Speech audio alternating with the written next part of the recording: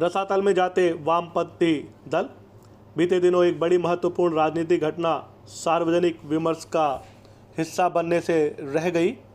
चुनाव आयोग ने हाल में 3 दलों का राष्ट्रीय राजनीतिक दल का दर्जा छीन लिया। इसमें भारतीय कम्युनिस्ट पार्टी यानी भाकपा भी शामिल है।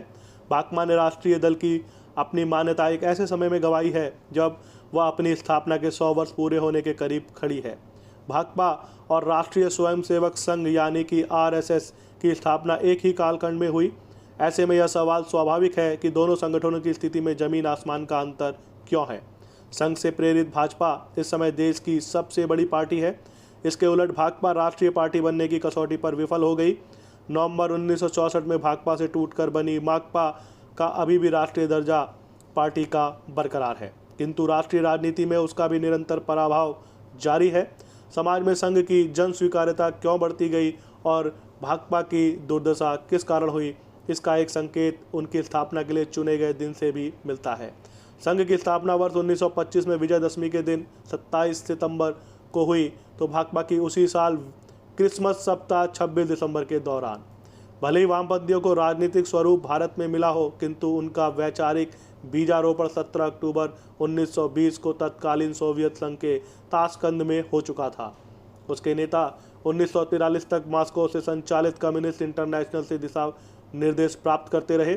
वहीं आरएसएस भारतीय प्रज्ञा का मूर्त रूप है और अपनी स्थापना से ही उसकी रक्षा हेतु प्रतिबद्ध है, जबकि वामपंथियों की मान्यता है कि भारत का नवसृजन उसी भारतीय प्रज्ञा को जमींदोज करने पर ही संभव है।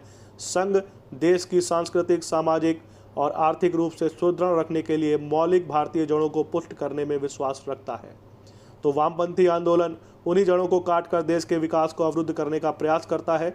आरएसएस में जहां विचारों से सहमति, असहमति रखने वालों और विरोधियों का भी सम्मान होता है, वहीं वामपंथ हिंसा और असहमति रखने वालों के प्रति असहिष्णुता पर केंद्रित विदेशी दर्शन है।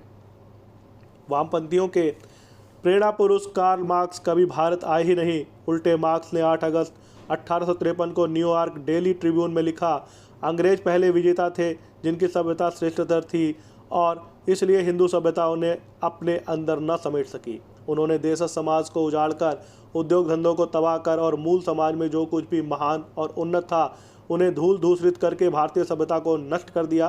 खंडहरों के ढेर से पुनर्जन्म का कार्य मुश्किल से होता है, फिर भी यह प्रारंभ हो चुका है। यहाँ मार्क्स का तात्पर्य था कि भारत के पुनर्निर्माण हेतु भारतीय संस्कृति का विनाश आवश्यक है। इसी विचार की कोख से 1978 में वामपंथी अर्थशास्त्री राजकृष्ण ने भारतीय आर्थिकी की त्रासद दशा के लिए हिंदू संस्कृति को जिम्मेदार ठहराते हुए उसके लिए हिंदू रेट ऑफ ग्रोथ जैसा जुमला गढ़ा।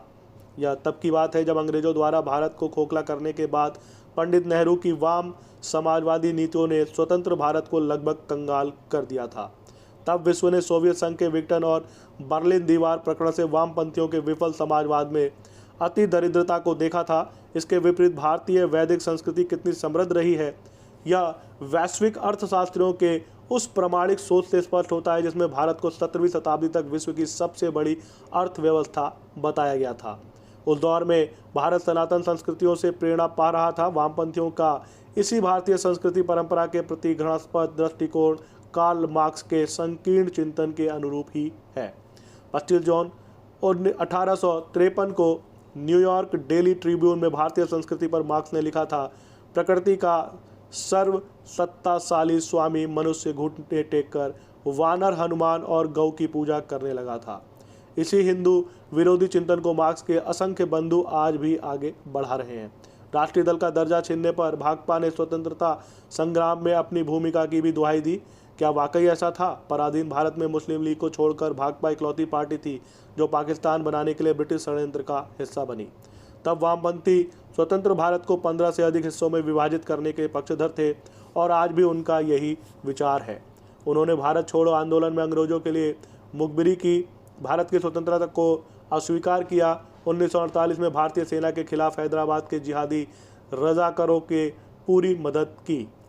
1962 के भारत चीन युद्ध में चीन का साथ दिया। 1967 में वामपंथी चारू मजूमदार ने जिस माओवाद को जन्म दिया वह आज अर्बन नक्सलवाद का स्वरूप ले चुका है।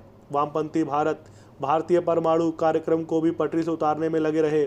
ऐसे कार्यों की लंबी सूची है। यह चिंतन आज एक टुकड़े टुकड़े गैंग का भी वैचारिक अधिष्ठान है।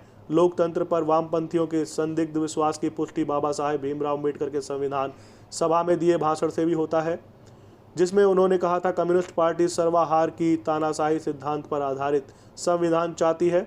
वे भारतीय संविधान की निंदा इसलिए करते हैं क्योंकि वह संसदीय लोकतंत्र पर आधारित है। क्या भाकपा की राष्ट्रीय दल की मान्यता समाप्त होने पर मान लेना चाहिए कि अब वामपंथी आंदोलन एकदम पस्त पड़ चुका है? शायद नहीं। भले ही वामपंथी दल राजनीतिक रूप से रसातल में हो, लेकिन उसके दर्शन ने देश में असंख्य रक्त बीजों को तैयार किया है, जो भारतीय राजनीति से लेकर अकादमिक जगत और नौकाशाह से लेकर पत्रकारिता आदि क्षेत्रों में न केवल सक्रिय हैं, अपितु व्यवस्था और विमर्श को प्रभावित करने की भी ताकत रखते हैं।